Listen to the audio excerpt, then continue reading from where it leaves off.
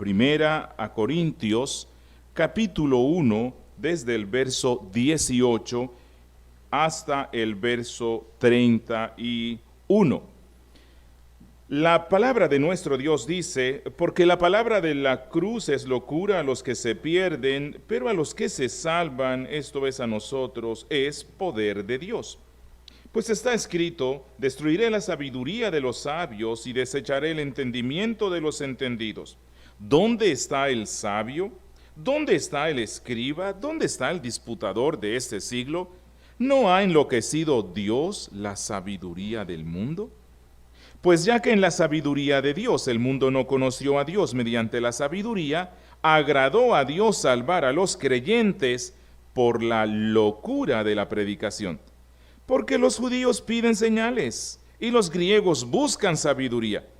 Pero nosotros predicamos a Cristo crucificado, para los judíos ciertamente tropezadero y para los gentiles locura, mas para los llamados, así judíos como griegos, Cristo poder de Dios y sabiduría de Dios. Porque lo insensato de Dios es más sabio que los hombres, y lo débil de Dios es más fuerte que los hombres. Pues mirad, hermanos, vuestra vocación, que no sois muchos sabios según la carne, ni muchos poderosos, ni muchos nobles, sino que lo necio del mundo escogió Dios para avergonzar a los sabios, y lo débil del mundo escogió Dios para avergonzar a lo fuerte. Y lo vil del mundo y lo menospreciado escogió Dios, y lo que no es, para deshacer lo que es, a fin de que nadie se jacte en su presencia. Mas por él estáis vosotros en Cristo Jesús, el cual nos ha sido hecho por Dios sabiduría, justificación, santificación y redención, para que, como está escrito, el que se gloríe, gloríese en el Señor. Invoquemos de nuevo el nombre santo de nuestro Dios. Padre nuestro, Padre de toda gloria y bondad, una vez más nos acercamos hoy en oración, y no puedo decir que con pleno gozo, porque Dios, la tristeza nos embarga al no estar todos juntos, al no estar todos juntos en un sitio adorando tu nombre en este día. Señor, y esto nos llena de tristeza porque, Padre, esa es nuestra vida. Ese es nuestro máximo gozo en ti, estar junto con tu pueblo, invocando tu nombre. Y anhelamos que pronto, muy pronto, Señor, podamos volver a estar juntos, no solamente un 25%, sino que podamos volver a estar juntos todos, el 100% de los miembros y asistentes de nuestra congregación, sin excluir a los ancianos, a los enfermos o a los niños. Anhelamos, oh Dios, que vuelvan esos tiempos gloriosos en los cuales cantábamos a todo pulmón de tu gloria, de tu palabra, nos abrazábamos, Señor, nos dábamos ese ósculo santo, compartíamos juntos. Señor, te ruego que en tu gran misericordia nos concedas que esos días vuelvan pronto, Señor. Mientras tanto, gracias porque nos das estos medios para que tu palabra sea predicada, para que cada uno en su casa con los suyos este día lo guarde para tu gloria. Por eso, Señor, yo te ruego, usa esta palabra poderosamente para exhortar, edificar, consolar, Señor. Bendícenos hoy, te lo ruego, en Cristo Jesús. Amén.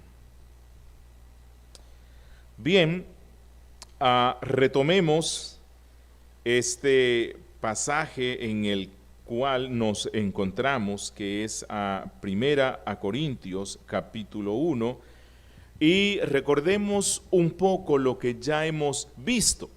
Ya vimos cómo la inmadura iglesia de estos corintios estaban gestando y de una u otra manera estaban promoviendo divisiones peligrosas que amenazaban la unidad de la iglesia de Cristo, y ya vimos que estas divisiones se basaban en ese amor carnal que la iglesia estaba desarrollando hacia el estilo de predicación o hacia la personalidad de sus propios líderes o pastores. Ya vimos que algunos, por ejemplo, apreciaban más la predicación y la persona de Pablo, posiblemente porque era un adalid en la iglesia primitiva, evangelizó y llevó el cristianismo a casi todo el mundo conocido de su tiempo. Entonces, algunos se identificaban como paulinos. Ya vimos que otros admiraban más la predicación, la personalidad y el estilo de Apolos. Apolos era un gran intelectual, un hombre con una oratoria impresionante, y entonces algunos decían: si Pablo es paulino, Apolo será apolino.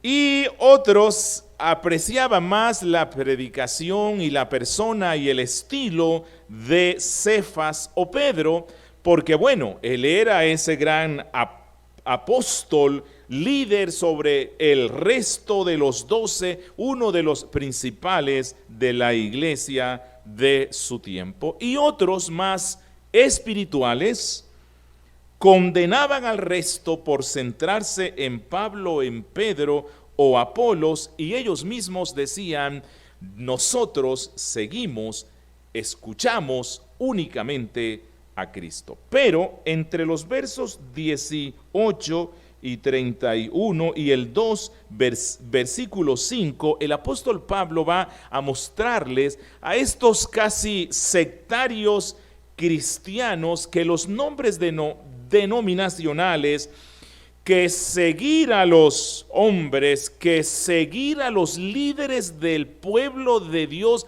de esa manera divisionista,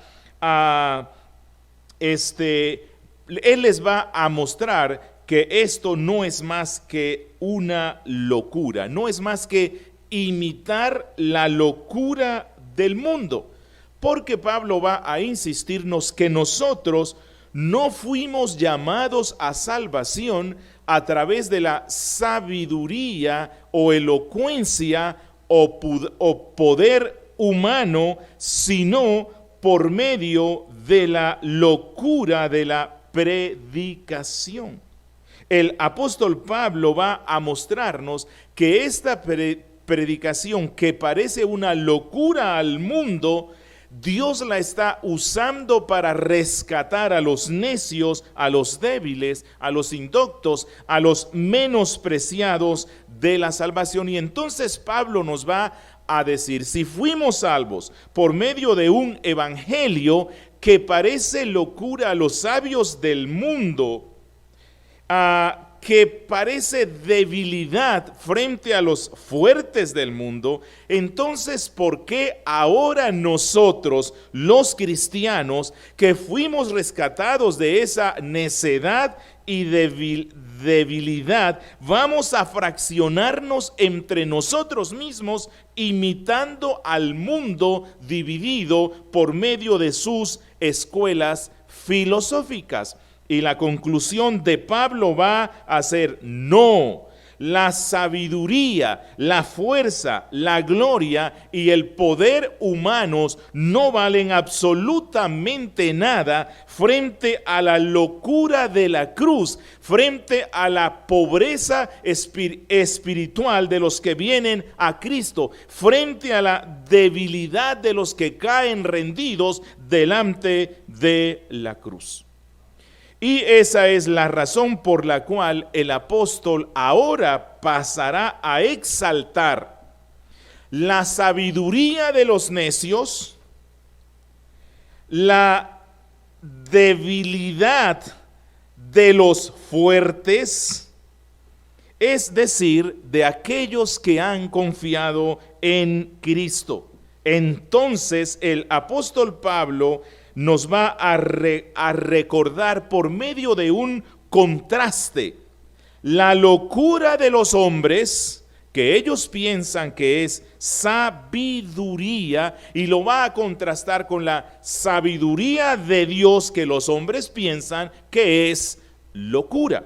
Y Pablo va a contrastar la debilidad de los hombres, que ellos piensan que es fortaleza, con el poder de Dios, especialmente el evangelio de la cruz, que los hombres piensan que eso es de debilidad. Por lo tanto, hoy vamos a estar viendo la sabiduría de los necios y la fuerza de los débiles, la verdadera gloria. La sabiduría de los necios y la fuerza de los débiles, la verdadera gloria. Y nos vamos a centrar en dos pensamientos especiales.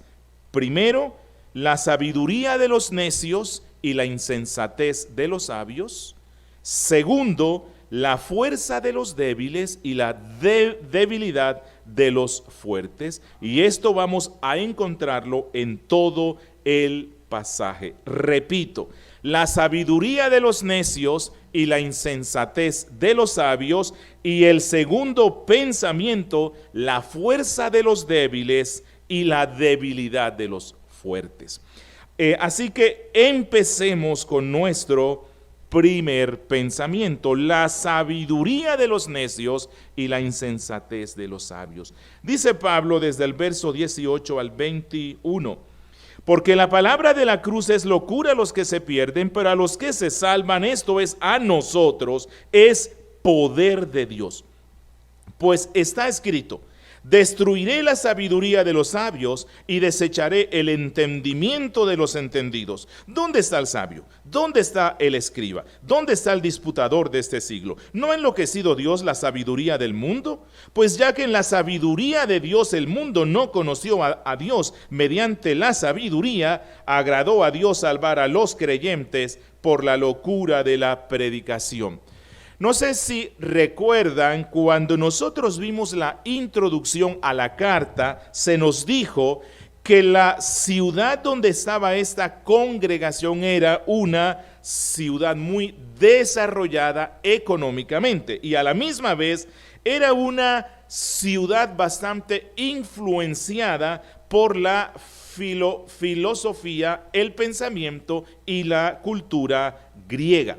Ellos tenían sus plazas, tenían sus escuelas, tenían ese espacio donde los sabios, sofos de la ciudad, se sentaban y elucubraban una cantidad de pensamientos a través de una retórica agradable, abundante, y donde ellos presentaban esos pensamientos, ideas en torno a las distintas escuelas filosóficas.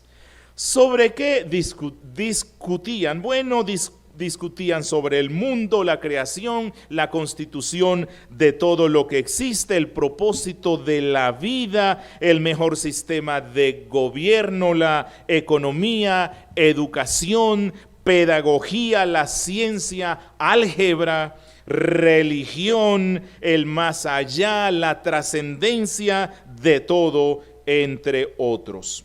Y los griegos pensaban que la filosofía, amor a la sabiduría, era lo más importante en la vida, que a través de este pensar profundo y trascendente, ellos encontraban el significado de todo. Bueno, el problema que se presentaba con la filosofía griega y toda filosofía en el mundo es que este sentido de las cosas que ellos deseaban encontrar estaba relacionado con los deseos y perspectivas personales de cada pensador. Por cierto, pensadores con corazones y mentes nubladas totalmente por su propio pecado. Y esa es la razón por la cual a cada pensador tenía su propia escuela, de manera que existían tantas como cuanto pensador existiera. Y lo complicado es que estas escuelas entraban en pugna. Y entonces usted podía ir a una plaza y ver el espectáculo, no solamente de la retórica que cada uno iba a presentar, sino la pugna. Era una pelea, estaban en un conflicto serio.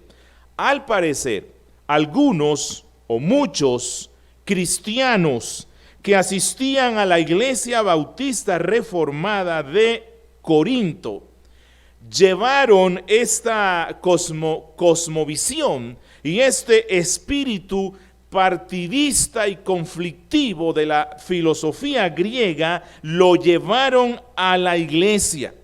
Y así como se peleaban en las plazas defendiendo y siguiendo unos a Sócrates, otros a Platón, otros a los estoicos, ellos trataron de hacer lo mismo en la iglesia de Dios y trataron de crear en conflicto la escuela de Pablo, Paulina, la escuela de Pedro, Petrina, la escuela de Apolos, allí no sé cómo sería, y la escuela de Cristo, e intentaron poner en conflicto a sus representantes como hacían las escuelas filosóficas griegas. Incluso pareciera ser que algunos todavía profesaban esa identidad filosófica con la escuela de la cual venían, de manera tal que intentaron realizar una mezcla entre filosofía griega y cristianismo, es decir, a la sabiduría celestial que habían aprendido por medio del evangelio, desearon adicionarle para perfeccionarla la sabiduría humana. Realmente estaban locos.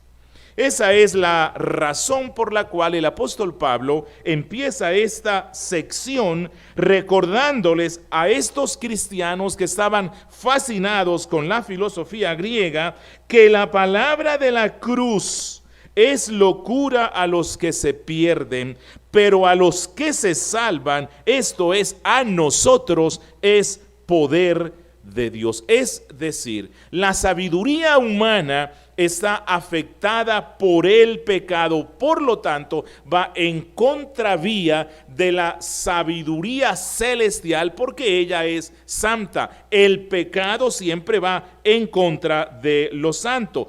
Por esa razón los griegos no pudieron continuar escuchando a Pablo cuando él, hablando en un círculo de filósofos, les habló de la resurrección de Cristo. A ellos les pareció insólito, les pareció inaudito, inconcebible, filosófico, científico, creer que un hombre murió y resucitó. Y con esas mentes enjutas por su propia maldad no podían concebir la resurrección y por lo tanto la filosofía griega rechazaba al cristianismo. El cristianismo chocaba totalmente con la filosofía griega, así como hoy choca con muchos hombres de ciencia. Porque ellos creen que lo que la Biblia dice es contrario a la verdad. Porque ellos creen que la verdad es lo único que se puede demostrar en un laboratorio. Pero la verdad del Evangelio no puede ser restringida a lo material, a lo físico, a un laboratorio científico. ¿Por qué? Porque el Evangelio de Cristo es una verdad que trasciende las cosas. Es una verdad que afecta la vida misma de los que creen. Es una verdad que se recibe en un acto de fe, que Dios se hizo carne, que habitó en medio nuestro, que murió en una cruz para dar vida al que cree en él y que transforma integralmente a todo aquel que confía en Cristo. Por lo tanto, el Evangelio no trata tanto de conocimiento, aunque sí lo tiene.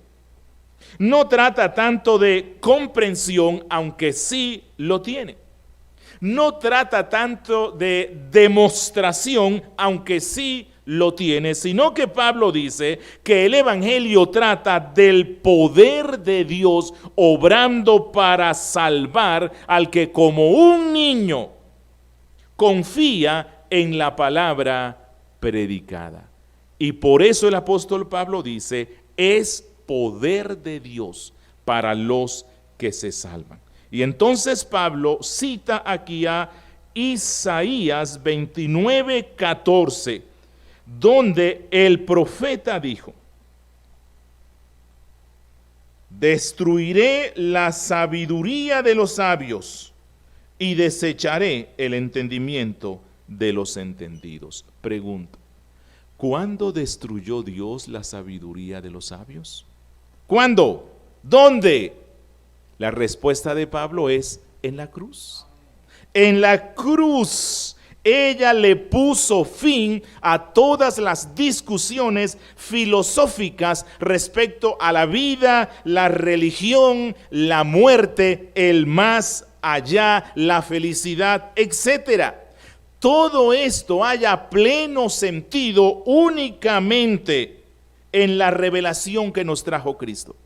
En la revelación que nos trajo Jesús, porque Él es la verdadera sabiduría, la sabiduría de la cual se nos menciona en Proverbios. Jesús es la verdad, Jesús es el camino, Jesús es la vida, Jesús es la resurrección, Jesús es la felicidad. Por lo tanto, lo que les dice Pablo es: cristianos corintios, si ustedes quieren filosofar en verdad, entonces háganlo a partir de la revelación que nos trajo Cristo. Pero eso para la filosofía griega es una locura, porque ellos pretenden no partir de algo revelado, sino encontrarlo a partir de su propio pensamiento. Y por eso Pablo pregunta, tal vez un poco irónicamente, sarcásticamente: ¿dónde está el sabio? ¿Dónde? ¿Qué fue de aquellos adivinos, astrólogos, consejeros, filósofos? Ellos nunca pudieron resolver el problema humano. ¿Cuál es la esencia del problema humano? Su pecado, su lejanía contra Dios, su enemistad contra Dios, y la filosofía nunca, jamás pudo solucionar eso. Pero Cristo trajo la respuesta a todas las preguntas que la filosofía griega había hecho por muchos siglos, e incluso trajo las respuestas a preguntas que nunca jamás se habían hecho. Y luego dice Pablo: ¿dónde está el escriba? ¿Dónde está? Aquellos escribanos que servían a los reyes, que dejaban constancia de la historia, de las victorias, de esas hazañas, pero que en el fondo no era más que una historia amañada. ¿Por qué razón? Porque los escribanos, los que escribían la historia, nunca pudieron interpretar la historia a la luz de la miseria humana. ¿Cuál es la miseria humana? Su pecado. Nunca lo enfocaron desde esa perspectiva. Era una historia incompleta. Se centraban en aspectos de la política, económicos, sociales, morales, pero nunca ahondaron en esa causa de la miseria espiritual que era el pecado. Y luego Pablo dice: ¿dónde está el disputador de este siglo? ¿Dónde está? ¿Dónde están aquellos filósofos que discutían en las plazas, que discutían en los espacios de confrontación filosófica. ¿Dónde están hoy día esos retóricos y esos sofistas? ¿Les sirvió de algo tanta discusión? ¿Solucionaron el problema y cambiaron el corazón humano? Y la respuesta es no. Nunca jamás, nunca pudieron alcanzar ningún cambio real. La vida continuó con los mismos problemas. Y entonces Pablo concluye preguntando: ¿acaso no ha enloquecido Dios la sabiduría de este mundo? ¿Acaso no ha enloquecido Dios la sabiduría de este mundo? Lo mismo puede decirse del mundo hoy día. Y lo mismo puede decirse de todas las ciencias, especialmente esas ciencias que se enfocan en la discusión de ideas, las ciencias políticas, las ciencias sociales, la psicología, la falsa religión, todo el sistema de pensamiento humano. Lo que dice Pablo es: ¿acaso no están locos? Se han entontecido. Están buscando la solución a los problemas humanos únicamente en la superficie. Se inventan técnicas, se inventan terapias que ofrecen una solución liviana y temporal, pero luego vuelven a surgir los mismos conflictos. ¿Por qué? Porque la solución no está en la superficie. La solución no está en una mera terapia. La solución está en encontrar la respuesta al problema fundamental del ser humano. Y ya hemos dicho cuál es ese problema. El problema es el pecado. Ese es el problema. Y lo que Pablo está diciendo es: la respuesta para todo eso es la cruz.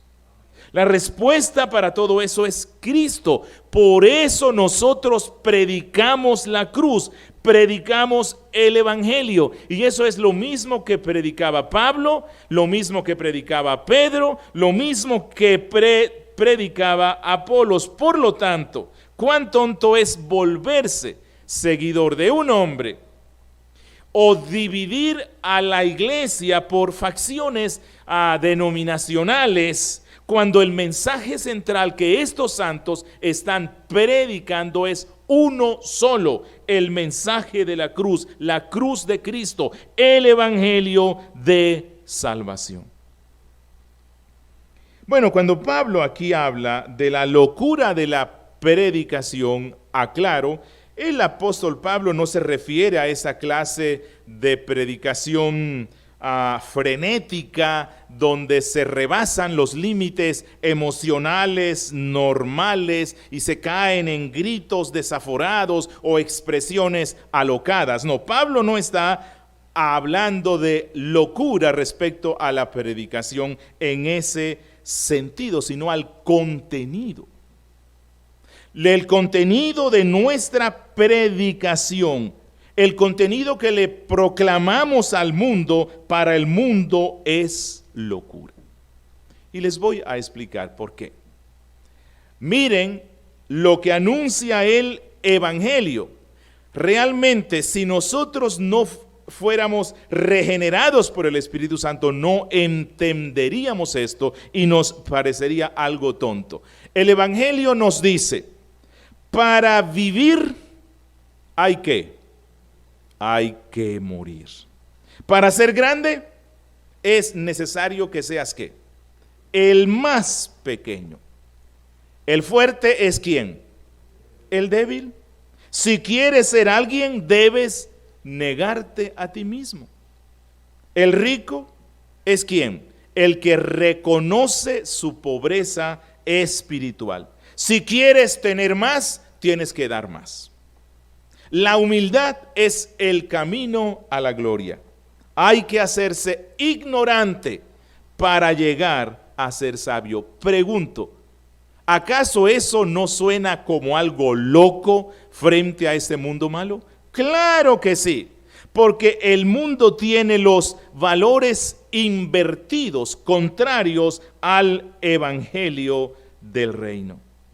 Esta es la razón por la cual el hombre desprecia la sencillez del evangelio. No necesitamos buscarnos a términos raros o extraños o científicos. No, el evangelio es sencillo. El evangelio lo que dice es: Dios te creó para que vivas para su gloria, en santidad, obedeciéndole, pero tú te has rebelado contra ese Dios y has hecho lo contrario de lo que Él manda. Por lo tanto, Dios está airado contra ti a causa de tus pecados y te condenará para siempre en el infierno.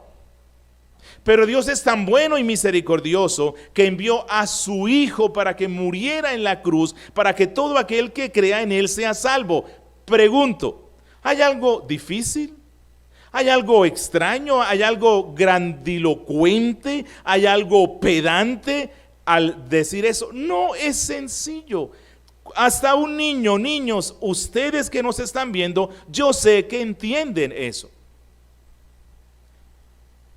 Pero los seres humanos deseamos lo complejo. Lo complejo en la cual se promete lo que no se puede cumplir. Y dejamos a un lado lo sencillo, que es lo que da la solución al problema trascendental humano. Así que en conclusión de esta primera sección, lo que el apóstol Pablo trata de decirles es: cristianos no tienen que buscar ayuda en los postulados humanos para avanzar el evangelio de Cristo en el mundo. Nosotros tenemos la verdadera sabiduría, no la filosofía griega, no la lógica humana. Y entonces él dice allí en el dice el apóstol Pablo, vamos a ir por favor al verso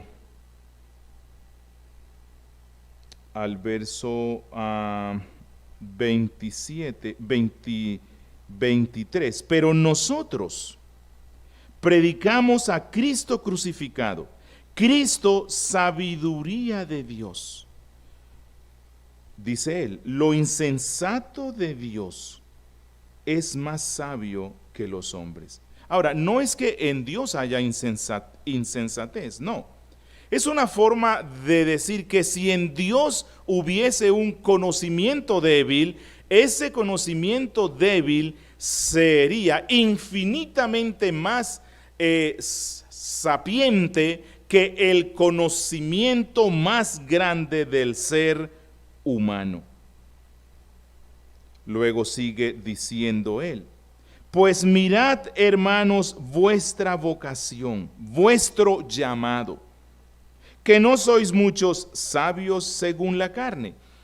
La mayoría no somos ni científicos, ni filósofos, ni académicos según los hombres de este mundo, pero tenemos la sabiduría más excelsa para vivir vidas con propósito, vidas que por cierto sirven para el avance y el desarrollo real de este mundo.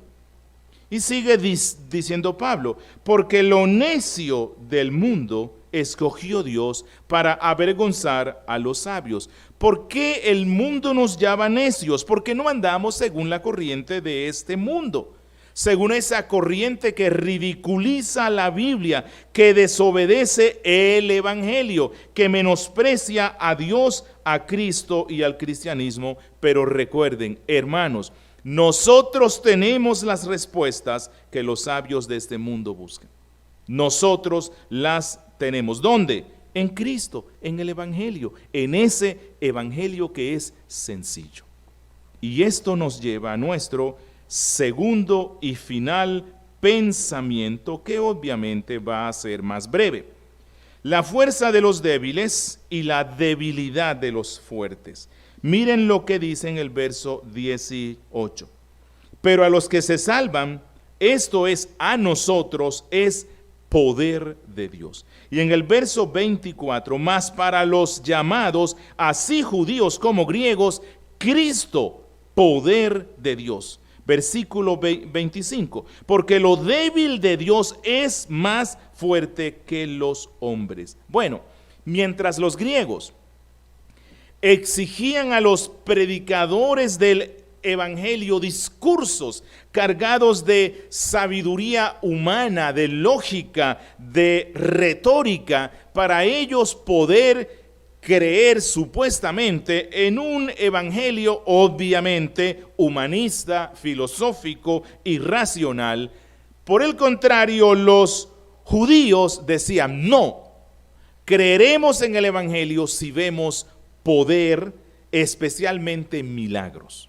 Creeremos en el evangelio si vemos señales milagrosas, pero las señales fueron hechas. Cristo hizo señales, los apóstoles las hicieron, Pablo mismo había hecho señales, pero obviamente las señales no eran las que los iban a salvar. Las señales no eran las que los iban a convencer. En realidad, tanto griegos como judíos lo que necesitaban para la solución de su problema principal era una manifestación del poder de Dios salvándolo. Eso era lo que necesitaban ellos. Pregunto, ¿dónde se manifestó de manera especial el poder salvador de Dios? En la cruz.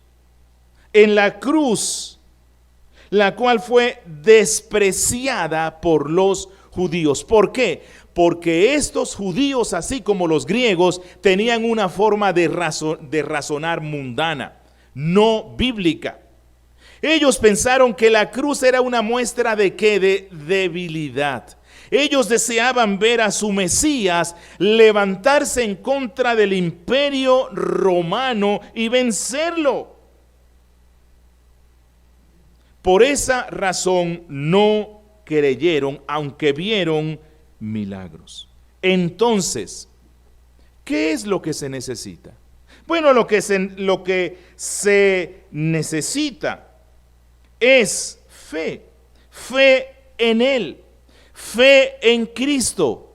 Y esa fe viene como resultado del poder de Dios obrando en el oyente, sin importar si se predicaba con muchas o pocas palabras, sin importar si se daba una sanación o no. Lo único que se necesitaba era el poder de Dios obrando en la vida del oyente para salvarlo. Es decir, basta solo una sencilla presentación del evangelio usada por el poder de Dios a través del Espíritu Santo para convertir al alma más renuente. Y Pablo es un testigo de ello. Solo bastó unas pocas palabras de Cristo y Pablo cayó rendido a los pies de él.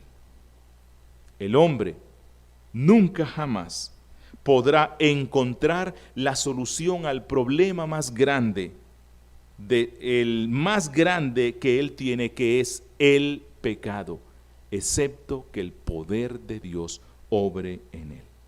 Excepto que el poder de Dios cambie su naturaleza pecaminosa. Y esta es la verdad que los cristianos corintios debían recordar una y otra vez, lo cual evitaría que continuaran fraccionándose, porque deseaban y admiraban y seguían a Pablo, porque se volvieron seguidores de hombres, y Pablo les dice: no, nosotros seguimos a Cristo y seguimos a un evangelio que es contrario a esas escuelas filosóficas humanas que se dividen entre sí. La iglesia de Cristo no se divide entre sí porque ella está centrada en un solo mensaje, y este solo mensaje es la cruz de Cristo. La cruz de Cristo. Deseo terminar con unas aplicaciones. Hermano, prediquemos siempre el mensaje de la cruz. Ese es el evangelio. que Jesús murió en la cruz para dar vida al pecador que cree en él y que lo transforma por el poder del Espíritu Santo. Por lo tanto, hablemos de la cruz, cantemos de la cruz, prediquemos de la cruz de Cristo. No malgastemos en tiempo en discusiones teológicas infructuosas entre nosotros mismos, porque si creemos en el Evangelio, si podemos ver a Cristo en toda la Biblia, si nos centramos en Cristo y vivimos conforme a ese Evangelio de Cristo, somos las personas más sabias de este mundo, las más fuertes, las más felices y las más unidas. Hermano, el mismo peligro que enfrentaron los cristianos de Corinto lo enfrenta la iglesia de todos los tiempos y por lo tanto nosotros también. Somos muy proclives a desear introducir filosofías pragmáticas humanas con el fin de perfeccionar o mejorar o hacer más eficiente nuestra vida eclesial, la predicación, el ministerio e incluso la interpretación de la Biblia misma. Y la iglesia de este siglo sensualista no está libre de considerar que la locura de la predicación no es suficiente para instruir y edificar a los santos, ni es totalmente poderosa para convertir y transformar a los pecadores. Y podemos vernos tentados a adicionar cosas al evangelio. No sé. Digo yo acá, por ejemplo, a los jóvenes les encanta ir a las discotecas y tienen luces multicolores y tienen humo y las apagan y las prenden, y algún pastor puede verse en la tentación de querer incluir eso en el culto cristiano con el fin de atraer a los jóvenes. Bueno, eso es locura. Eso es locura. Huyamos de esas cosas. Trabajemos, hermanos, para que nuestra iglesia siempre mantenga como núcleo fundamental de su vida, de su liturgia, de su predicación, de todo lo que ella es, la locura del evangelio, que es la sabiduría de Dios. Que es la sabiduría de Dios. Amigo que estás escuchándome, tú no puedes comprender ni aceptar el mensaje de la cruz. A pesar de todo el conocimiento que tú tengas, las destrezas terrenas que tú tengas, tu mente no puede asimilar el mensaje del evangelio. ¿Por qué? Porque la cruz misma nos muestra que nuestros pecados son tan terribles y malvados que se requirió la muerte del justo, la muerte del Hijo de Dios en ella para poder limpiarnos y perdonarlos. Y eso a ti no te agrada. A ti no te agrada que la cruz te diga que esas mentirillas que tú dices, que esas bromas de doble sentido que tú dices, que esos pequeños engaños al hacer negocios que sueles hacer, que esas pequeñas trampillas que tú haces para obtener algún bien, que esas ocultas infidelidades que tú haces, que todo eso es venial. Y tú crees que Dios lo está viendo así. Pero te quiero decir, la cruz de Cristo nos muestra que nuestros pecados más pequeños, ocultos e insignificantes son terribles ofensas contra Dios, tan terribles que merecen la condenación en el infierno, la condenación eterna. La cruz nos habla de eso, por eso tú no quieres venir a Cristo, pero hoy vamos a orar para que el poder de Dios venga sobre tu vida y transforme tu corazón. Demos gracias al Señor. Oh Dios eterno que estás en los cielos, una vez más te damos gracias por esta palabra, por esta carta tan hermosa, la cual estamos empezando a estudiar, porque ella nos confronta en esa carnalidad que en ocasiones tiende a surgir para amar la supuesta sabiduría del mundo y querer aprender de las técnicas del mundo para vencer problemas que son el resultado del pecado y que el Evangelio es quien tiene la respuesta. Perdónanos, Dios. Perdónanos porque como cristianos hemos repetido la misma historia de los corintios. Pero danos de tu gracia. Hoy se ha predicado estas verdades y yo te ruego que tu Espíritu Santo las esculpa, las escriba con una tinta indeleble en nuestros corazones y que podamos andar a la luz de este Evangelio. Te ruego, oh Dios, tú que eres tan misericordioso, que tengas compasión de los muchos amigos que han escuchado, ya sea en vivo o por internet o después esta predicación. Te ruego que vengas con tu poder y los transformes y los conviertas, porque tú eres un Dios misericordioso, tú eres un Dios de gracia. Bendícenos, oh Dios, en el resto de este día, en Cristo Jesús. Amén.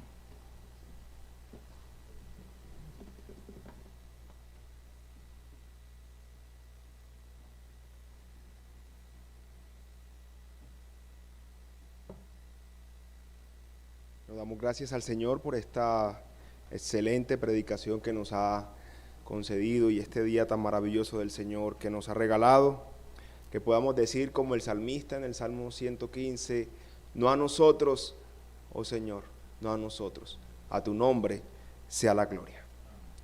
Entonemos un himno en respuesta a la predicación de la palabra, himno número 434. Victoria en Cristo. ¿Quieres, amigo, tener victoria? En Cristo la puedes tener.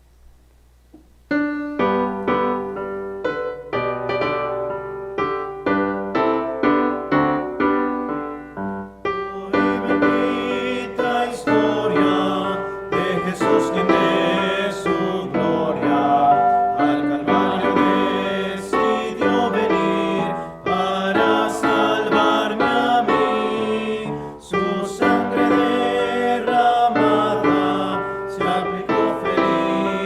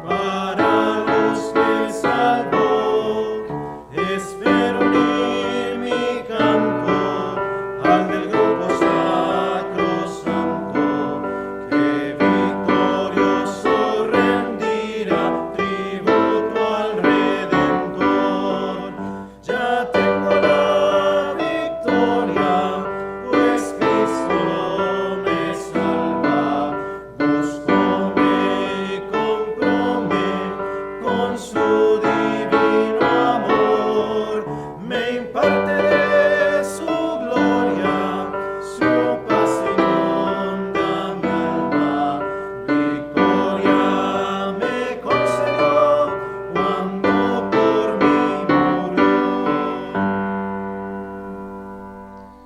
Bueno, continuemos adorando a nuestro glorioso Salvador que nos ha concedido la victoria por su cruz y por su sangre. En este momento hagámoslo a través de nuestras ofrendas voluntarias. Aquellos que tienen la oportunidad de hacerlo a través de los medios digitales, en pantalla pueden observar la información para que podamos ofrecer a nuestro Señor sacrificio agradable a Él.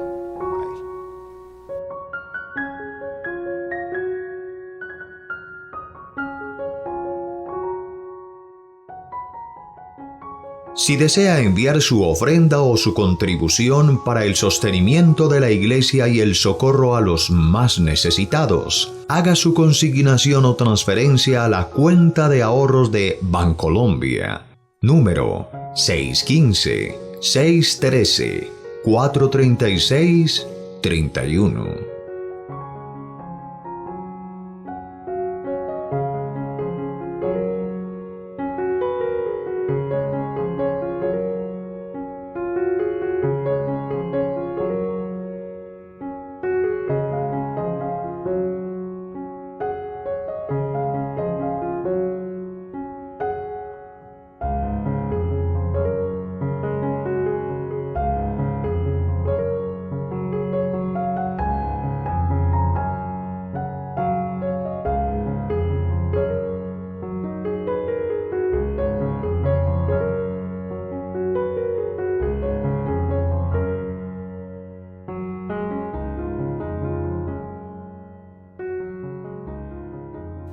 Mi Dios pues suplirá todo lo que os falta, conforme a sus riquezas en gloria, en Cristo Jesús. Damos gracias al Señor por darnos este día maravilloso del Señor. Quiero aprovechar esta oportunidad para saludar a los hermanos de cada una de las extensiones de la Iglesia La Gracia de Dios, en La Estrella, en Bello, y especialmente los amados hermanos también del Carmen de Viboral. Con nosotros nuestro amado pastor Julio Benítez. Invito a nuestro amado pastor Julio Benítez para que nos despida en oración. Un abrazo para todos mis hermanos, es grato poder saludarlos en este día del Señor y agradecer por cada una de sus vidas. Que el Señor les bendiga grandemente y les conceda una maravillosa semana en el Señor.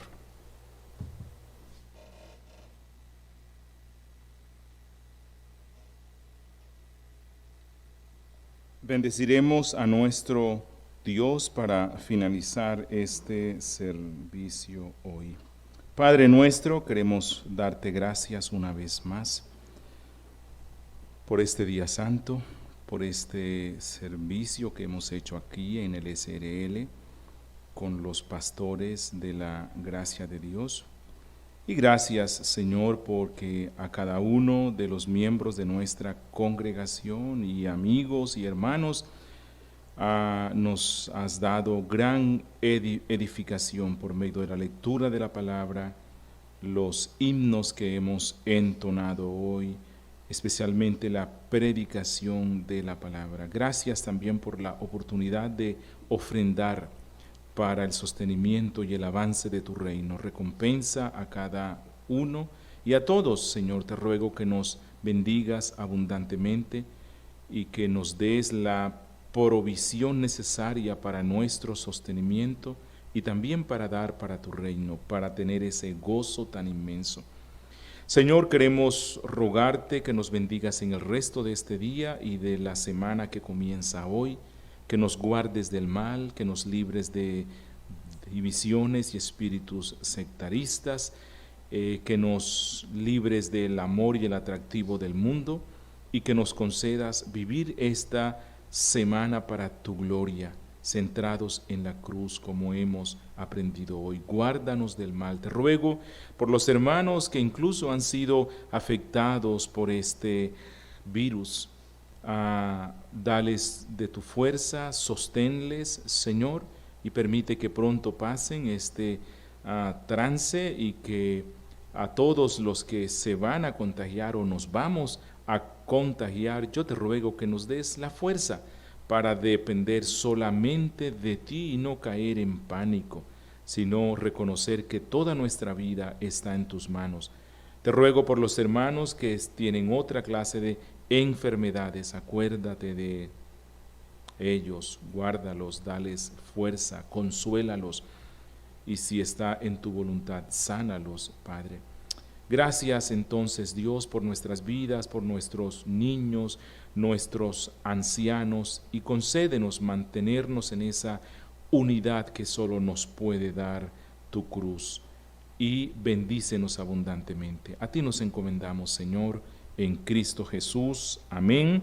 Y deseo terminar con la bendición de Dios diciéndoles: la gracia del Señor Jesucristo esté con vosotros.